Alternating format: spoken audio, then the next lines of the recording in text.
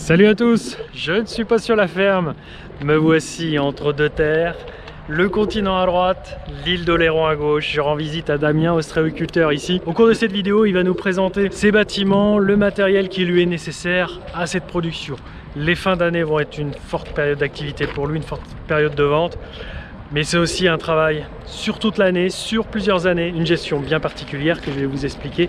Donc on va tenter de vous expliquer dans cette vidéo, il y a plein de choses à voir. Je suis en compagnie de Jean-Paul, un copain ici avec les bottes rouges juste derrière moi. Il va filmer aussi, faire quelques images supplémentaires. Et pourquoi on est ici chez Damien? Car Damien et Jean-Paul sont amis de longue date. Damien va venir vendre de manière directe dans notre Touraine ses produits, c'est pour ça qu'ils se connaissent. Damien est motivé pour raconter son métier, et donc c'est avec grand plaisir qu'on va l'accompagner.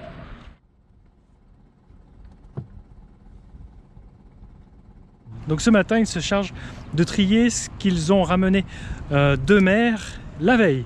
Et puis ils vont catégoriser, sortir les petites qui vont être remises à la mer. Et c'est ce qu'on verra tout à l'heure. Tout à l'heure, quand on va aller en mer, c'est pour ramener les huîtres qui sont trop petites, qui n'ont pas grossi. Tu les remets en culture, quoi. Ouais, parce qu'en fait, on a un problème, c'est que depuis 2 ans, ça grossit pas. Il y a 2 ans, enfin, en 2021, on a eu beaucoup de pluie, pas beaucoup de soleil. Ça n'a pas été une année très riche en soleil. Et cette année, on a eu énormément de soleil et pas de pluie. Et en fait, pour que les huîtres elles grossissent, il faut qu'il y ait les deux. Il faut qu'il y ait du soleil, il faut qu'il y ait de la pluie, il faut qu'il y ait du plancton. Et donc ça fait 2 ans de suite où ça grossit pas, donc on a énormément de retours. Je vais te montrer d'après dans la calibreuse.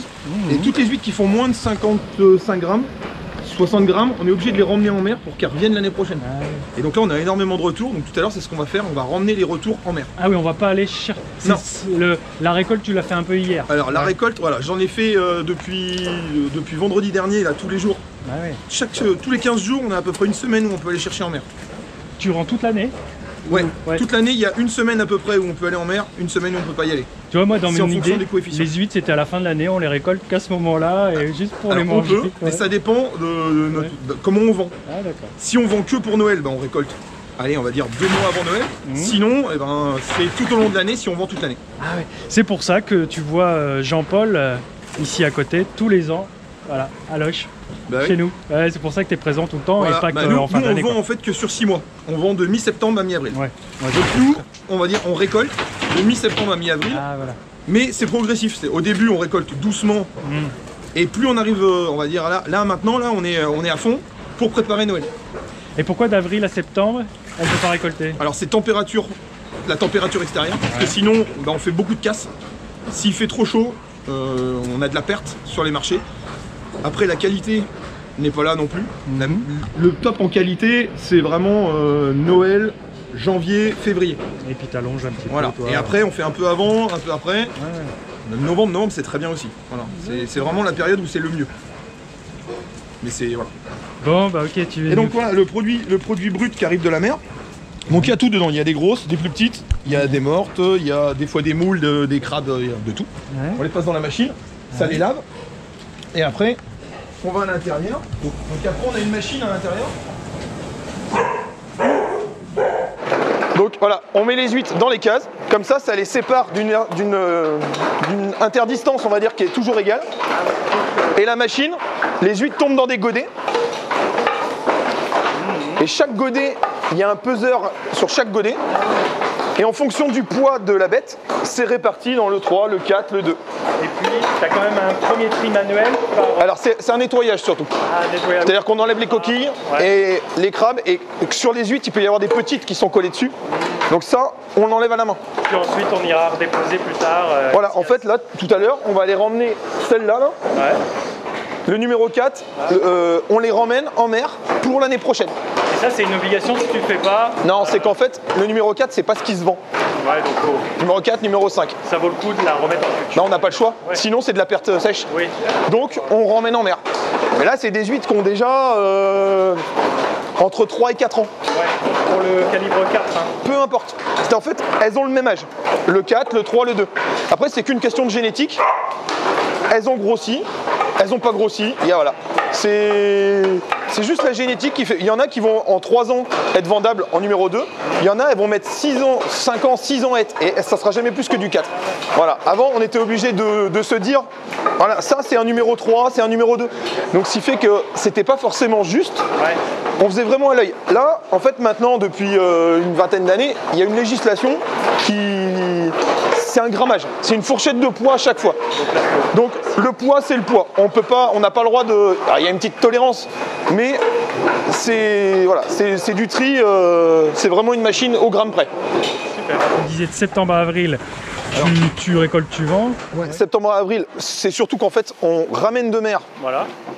On nettoie et on vend.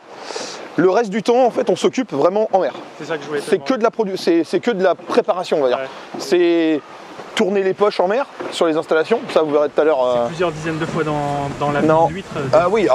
Tous les ans, on va dire, on les tourne entre 2 et 3 fois. Tous les ans. Et donc, sur 4 ans, ça fait déjà 10-12 fois où on les tourne. Et on va parler d'envasement aussi. Ouais. Tout ça, c'est toi mécaniquement qui dois sortir. Ouais, voilà. Alors, mécaniquement, ouais, c'est avec le bateau. Donc ça a des coûts de carburant aussi, mais c'est comme une charrue en fait. C'est pas une charrue, mais c'est un cercle, nous on appelle, où on passe pour dévaser. Voilà. Puis ça projette la base plus loin. Les courants l'emmènent dans des endroits où c'est plus profond et où il y a rien. Et vous verrez tout à l'heure en mer comment c'est. Sur le bassin en fait, on a un côté qui est vraiment qui est vaseux et un côté qui est plus sableux. Donc le côté sableux, c'est plus sur les plages au large, côté large, et le côté bassin, où on est là, c'est plus vaseux. Alors moi, je suis la 4e génération en fait. Ah ouais. C'est-à-dire que, moi, il y avait mon arrière-grand-père au début qui a commencé, donc c'était vraiment artisanal. En même temps, il était agriculteur, il était forgeron, il faisait un peu tous les métiers. Après, il y a mon grand-père qui était plus, lui, agriculteur, et il faisait ça en plus. Donc il avait des vaches, il faisait un peu de BTP, enfin de travaux publics, il faisait de l'entretien de parcelles pour des agriculteurs, voilà. Et l'ostréiculture, c'était, on va dire, marginal. Et après, mon père, lui, a fait l'ostréiculture à 100%.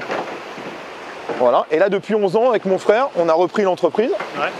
Et voilà, on fait à 100% ostréicole. On ne fait rien d'autre que des huîtres. Ouais, et on a largement assez de boulot. Comment on l'appelle ce bassin déjà à gauche? Ah, ça c'est des clairs. Oui, c'est des clairs, donc même celui de droite. Alors ça c'est notre réserve. Ça c'est une réserve d'eau en fait qui permet de remplir les bassins. Ah oui, les bassins où il y a on n'a pas le droit de mettre d'huîtres dedans parce que ça permet juste de pas troubler l'eau. C'est-à-dire que l'eau elle est piégée et on est obligé d'attendre plusieurs jours avant de faire rentrer pour que l'eau elle soit bien claire, qu'il n'y ait pas de vase dans l'eau. Celui-là aussi, c'est pour. Alors que là, c'est une claire d'affinage. Ah voilà, on est dans. Oui, là, on est sur une claire d'affinage. Donc là, on a le droit de mettre les huîtres. Voilà. Et on voit, voilà. Là, par exemple, là, on a du numéro 1 qui est en affinage. Ah ouais, c'est en grosse là. Ouais. Là, c'est des grosses, ouais. Voilà. Donc là, bah, forcément, il y a des algues au fond. Voilà. Et là, il y a à peu près quoi, 50-60 cm d'eau. Ouais. Donc avec le soleil, ça fait du plancton. Elle mange ça et elle s'engraisse. C'est un peu de l'engraissement. Ah ouais. Comment tu vas aller les choper? Tu vas avec des grandes bottes? On a des grandes bottes, on descend et à la main. Ah ouais. Ça pèse 30 kg? Non, ça pèse, là il y a 8 kg à peu près par 8-10 kg. 8-9 kg. Et puis là, bah, à Noël, tout est plein. Ouais, et on sort à peu près vers le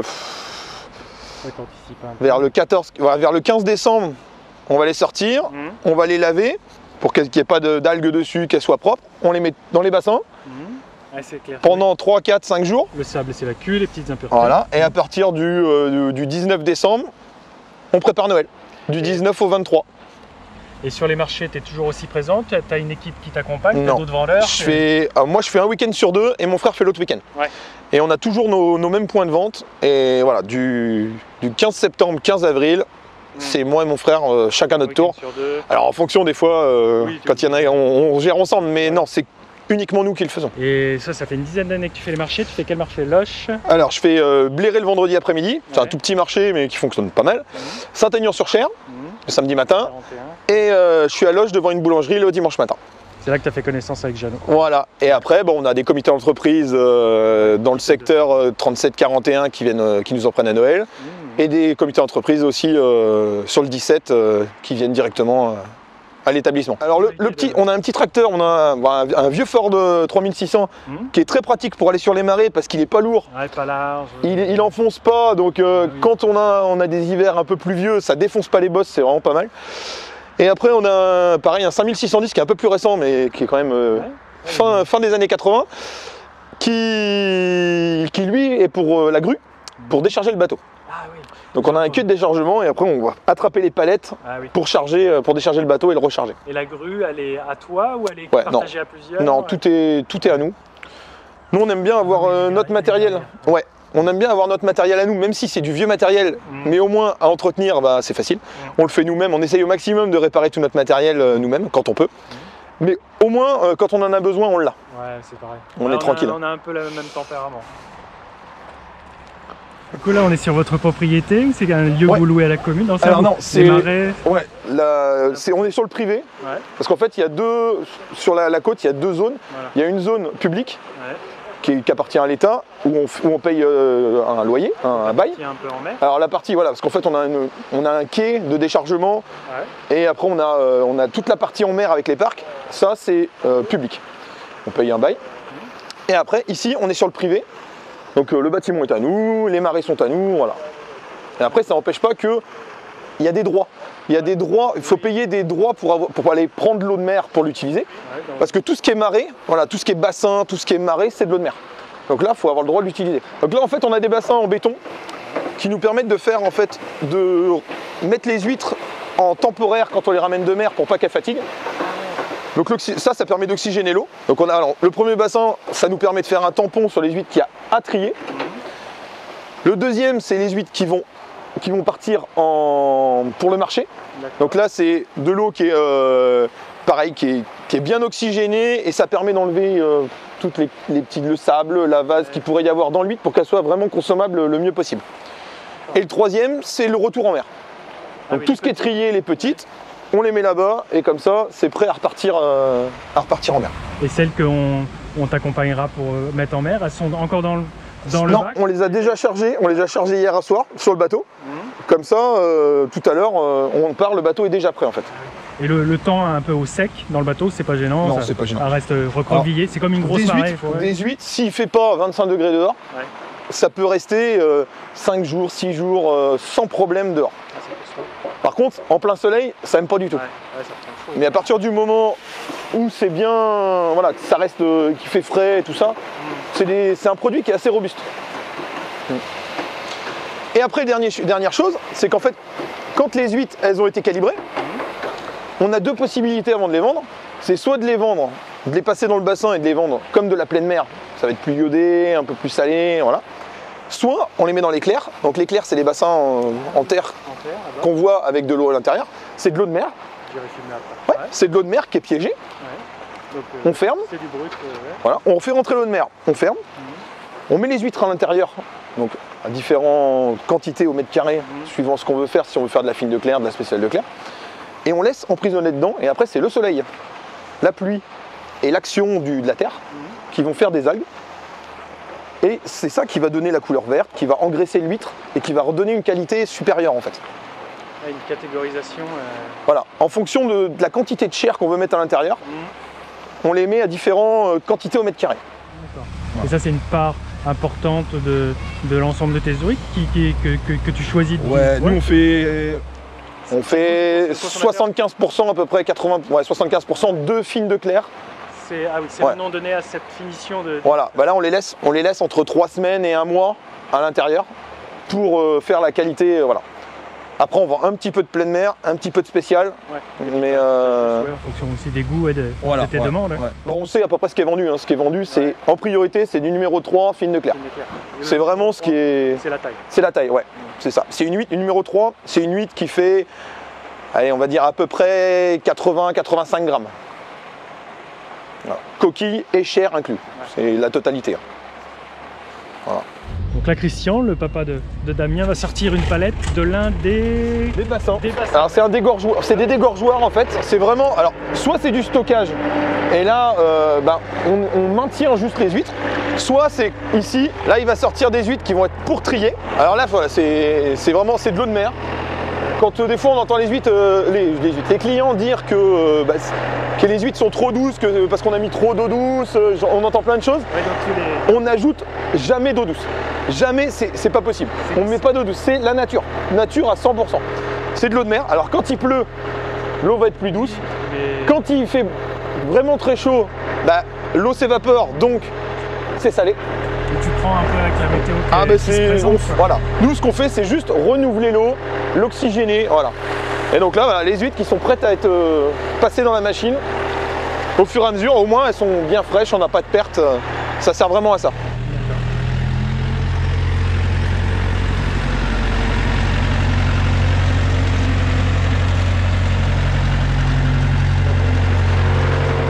Et là, après, sinon, celui-là, c'est vraiment le dégorgeoir qui est pour le marché. Donc là, l'eau, vraiment, on voit le fond, elle est vraiment claire. Et les huîtres qui sont sur les palettes, ça, c'est les huîtres qui vont être emballées cet après-midi pour être vendues le 11 novembre, le 12 et le 13. Donc demain, après-demain et dimanche. Là, on est sur du... Là, c'est prêt à vendre, c'est déjà calibré. Donc les couleurs, c'est en fonction des numéros. Comme ça, nous, on sait. Oui. Le vert, c'est du numéro 3, machin. On le sait déjà, c'est déjà tout calibré, tout mis par couleur.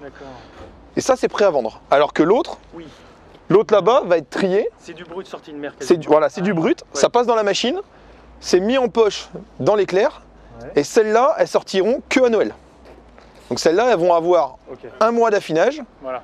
Et elles vont sortir à Noël pour être emballées. Elles viendront ici. Voilà. Tout de suite. Voilà. Elles passeront dans le laveur qui est là-bas, on les lave et on les met en bassin. Oui. Le chenal qui est juste derrière là, qui arrive avec de l'eau de la mer. Un chenal, c'est naturel ou c'est... Ouais, c'est naturel. C'est un écoulement d'eau en fait. C'est comme une rivière, sauf que nous, c'est pas une source qui envoie, c'est les marées qui à marée haute stockent l'eau et à marée basse coulent au même endroit, ce qui fait un sillon en fait. Et là, ton arrivée pour alimenter tes bassins, c'est sous nos pieds. Toute l'arrivée arrive, toute l'eau de mer qui est pompée, elle arrive par là. Ah oui, elle arrive de là. Là, donc là, nous, on a un mini barrage, on va dire, qui permet juste de garder une surface d'eau pour pouvoir faire marcher les pompes, pour nettoyer les huîtres. Mais sinon, l'eau de mer à marée haute, cet après-midi, tu verras, l'eau s'est remplie ici. Ah ouais, ça vient de là. Et voilà, ça passe dessous là, et là, il y a 1 mètre de plus, quoi, à peu près.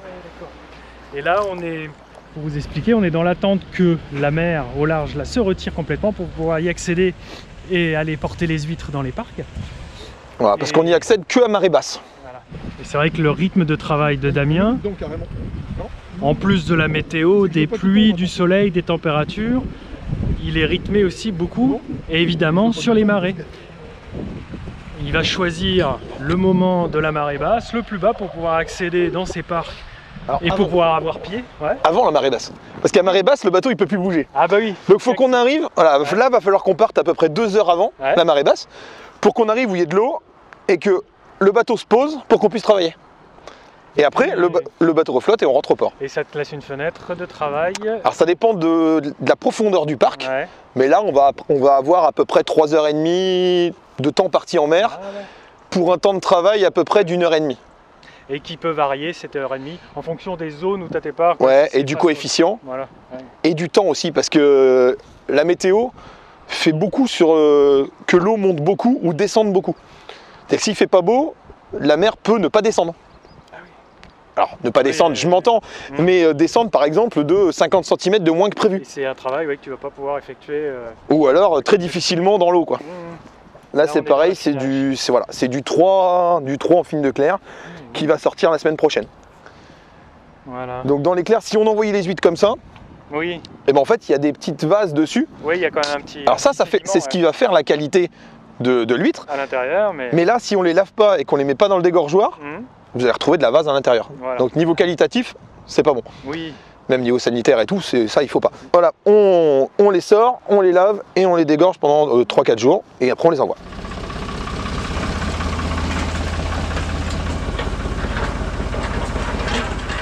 En fait, au total, on a 2 hectares. Donc on a à peu près, on va dire, 1 hectare où il y a l'établissement et en gros à peu près 1 hectare ici aussi. Ah ouais. Voilà. Ah mais quoi, tout est arrondi là que vous arrivez à vous y retrouver entre confrères. Ouais, en fait, alors là par exemple on passe le portail, il y a quand même un portail pour fermer, mais ici on est 2 à exploiter. Donc nous de ce côté du chemin et un autre voisin de l'autre côté. D'accord. On va se garer là puis on va y aller à pied. Ouais, mais vous y retrouvez. Ah oui, mais c'est comme en mer, tu vois, il n'y a pas de frontière en mer. Voilà. C'est des zones, ouais, tout est balisé, mais nous, tout le monde sait où il va. Mais il n'y a pas de... c'est pas marqué en fait. Non, il n'y a pas du bornage comme en pleine terre chez moi. Ah bah là, c'est un paysage que j'ai jamais vu. On est au milieu des bassins où les huîtres terminent leur vie, on va dire, avant d'être sur les étals. On est sur la propriété de Damien et de son papa, de son frère. Et j'allais dire, on va venir avec ma voiture, je vous suis, mais en fait, quand je vois les petits passages, il faut mieux connaître le terrain. C'est bien, oui, d'avoir un petit engin, un petit tracteur, parce que... Ouais, un gros tracteur, tu défonces tout là. Ouais, puis tu t'écrases, ouais, tu t'amènes la terre dans le fond de ton bassin. Ouais, il te faut, j'imagine, un godet, une petite pelleteuse, quelque chose d'appoint pour faire un peu d'aménagement de riz. On a une petite pelleteuse pour l'été, curer les bords, pour pas que ça s'écroule, entretenir en fait. Hein. Ouais, parce que ça bouge. C'est pour ça que là, on a une petite pelleteuse qu'on a achetée il y a une dizaine d'années, qui est assez vieille aussi, mais qui marche bien. Et puis on entretient, voilà. C'est quoi comme oiseau qu'on voit à gauche là? C'est un goéland, ouais. Ouais, c'est goéland. Ouais. Il n'a pas peur. Oh non. Tranquillou. Non. Après, il y a des mouettes là-bas. Donc là, il est en train de mettre à l'eau des poches. Oui. Donc là, c'est pour faire de la fine de clair. Donc là, il les espace à peu près de 50 cm chaque poche. Et ça, c'est pour respecter le cahier des charges de la fine de clair. C'est-à-dire que là, par rapport à la largeur de la claire et la longueur, on sait qu'en mettant tous les 50 cm, on a la bonne densité au mètre carré. Voilà. Et par contre ici, ça c'est de la spéciale. Et là, les poches, elles sont espacées d'1 mètre. Oui, je vois. Il y a la moitié de densité en fait. Alors la spéciale, c'est de la fine de clair, on va dire, mais qui est affinée plus longtemps, donc elle va être plus grasse, plus ferme en texture. Si on a de la chance, elle sera colorée à l'intérieur, elle sera verte. Parce que ça, en fait, la couleur, on gère pas. C'est un truc, si la claire est verdie, on aura des huîtres vertes. Si elle verdit pas, on aura des huîtres blanches. Ça change rien au goût, c'est juste un aspect visuel. Tu parles de la claire? La claire, ouais. Ah, oui. C'est-à-dire que celle-là, elle peut verdir, elle peut faire du plancton. Celle-là, elle fera pas de plancton verte. Parce qu'en fait, il faut un plancton particulier pour qu'elle verdisse. Et ça va être difficile à jauger, tu vas pas le voir venir, que celle-là devienne verte et l'autre... on arrive à le savoir avec la couleur de l'eau, mais ça peut ne pas marcher. Mais, oui, on va lui demander d'en sortir, parce que... Ah mais non, il n'a pas les bottes, merde. J'aurais dû prendre les bottes. Il y a une part d'inexplicable un petit peu dans le... Ah c'est... Ouais. Dans chaque bassin. Nous, on fait le mieux possible. Après, c'est la nature qui gère. C'est... Voilà. Nous, on essaie juste de gérer le mieux possible la nature. Mais c'est pas nous qui décidons. Ah oui, non, il y a toujours le dernier mot, c'est pas nous. Ah non, c'est la nature. Non, ouais. Voilà, là, tous les 50 cm, il met une poche. Pas sur l'autre rive, si. Alors, si on en met aussi, mais là, il y en a déjà normalement de l'autre côté. Oui, donc la densité sera... Voilà. En fait, tout le milieu, il n'y a rien. Je les mets ailleurs. C'est pas les mêmes. C'est le numéro 2, c'est le numéro 3. Ah voilà. Oui. Et tu choisis une autre claire pour ça. Bah, en fait, elles sont séparées pour qu'après nous, on note dans telle claire, il y a tel nombre de poches dans tel tant de mètres carrés. Dans l'autre, c'est pas la même, c'est la spéciale. Dans l'autre, c'est la 2, pour pas que ça soit mélangé. Et comme ça, quand on les sort, on sort ce qu'on a besoin et c'est pas mélangé. Il faut être organisé là. Ah, il faut, ouais. Vous connaissez vos longueurs de rive Ah ouais, on sait le nombre de mètres carrés, voilà. Avec l'éclair, celle-ci, on met à peu près 350. Ouais, en nombre, ouais, tu sais. L'autre côté, c'est pareil, 350. Ouais, ça fait 150. L'autre un peu plus loin, je suis à 420. 200 mètres de long. Et celle-ci, ben, il y en a 200, mais il y en a moins. Voilà, c'est plus espacé, là, c'est la spéciale. Et l'autre là-bas aussi, c'est la spéciale. L'autre de l'autre côté aussi. Ouais. Si on mettait à touche-touche, on aurait des huîtres, il n'y a pas de problème. On en mettrait plus, mais on n'aurait pas la qualité. Et puis là, tu vois, je les mets à distance. Fais gaffe à pas tomber. Hein. Ah oui, à distance, pour une simple raison. C'est que je vois l'autre côté, le voisin, lui, parce que l'autre côté du chemin, c'est le voisin. C'est pas nous. On te montrera l'autre côté. Ben, lui, il met ses casiers, ils sont à ras-le-bord. Ouais. Mais l'inconvénient, quand il pleut beaucoup, l'eau, elle tombe là, elle lave la terre, et elle tombe, et le temps qu'elle arrive aux poches, elle est diluée. Que si les poches sont au bord, les huîtres, elles consomment de l'eau qui n'est pas propre. Ah oui. De l'eau qui est ravinée en fait. Ouais, voilà. Et puis de l'eau douce, plus concentrée que quand tu l'éloignes, elle l'est moins. Et ce que je disais tout à l'heure, c'est une huître en eau douce, elle meurt. Ah ouais. S'il y a trop, s'il n'y a pas assez de sel, elle meurt. Et moi ça m'est arrivé. Et elle tient pas longtemps. Il y a longtemps, il y a 35-40 ans, justement, je mettais les casiers, comme les anciens, on mettait les casiers en bois, là, au bord. Puis je mettais deux rangées. Et la première rangée, il y avait des coques d'huile, des huîtres mortes. Et la deuxième, on n'avait pas. Ouais, c'était ça. Et après, j'ai pris l'habitude de mettre au moins à 1 mètre. C'est plus de boulot à galoper. Ouais, mais par contre, on gagne, des huîtres. Et on y gagne en qualité et en... Puis t'as plus de survie, voilà. de vivre. Voilà. Ouais. Comment t'entretiens? Vous l'entretenez l'été, les rives? Vous les tondez? Vous les broyez? Oui, les bordures, on tombe. On a un broyeur et après la pelleteuse. Et après, on a avec la pelleteuse qui est là-bas. Alors, les goélands, ils viennent manger quoi? Ils mangent pas d'huîtres? Non. Oh, ils sont opportunistes, donc s'il y a une coque voilà. ou une huître qui tombe d'une poche, un truc, hop, ils vont la prendre et puis... Ils peuvent arriver à un crabe ou des moules.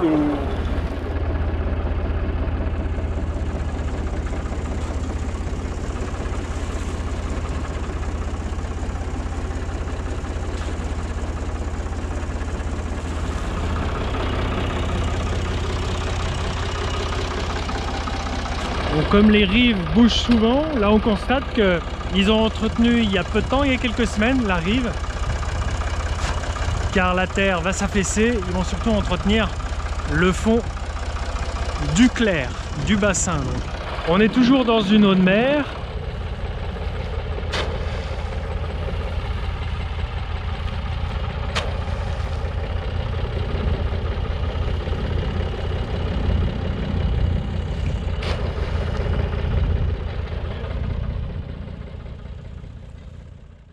Et voilà pour cette première partie de vidéo au sujet des huîtres chez Damien et sa famille. J'ai choisi de séparer notre visite en 2 vidéos. Aujourd'hui, on aura vu la partie sur terre, le retour sur terre des huîtres, leur triage, leur calibration. Et puis donc dans la seconde vidéo, la semaine prochaine, on ira en mer rapporter avec Damien et Nicolas, son ouvrier, les huîtres trop petites pour être encore consommées. Donc il y a plein d'étapes, il y aurait plein de choses à expliquer, mais on va devoir aller à l'essentiel. Voilà, en tout cas, je vous dis merci d'avoir suivi cette vidéo. Merci à Damien, et puis je vous dis à mardi prochain, 7h30. Salut!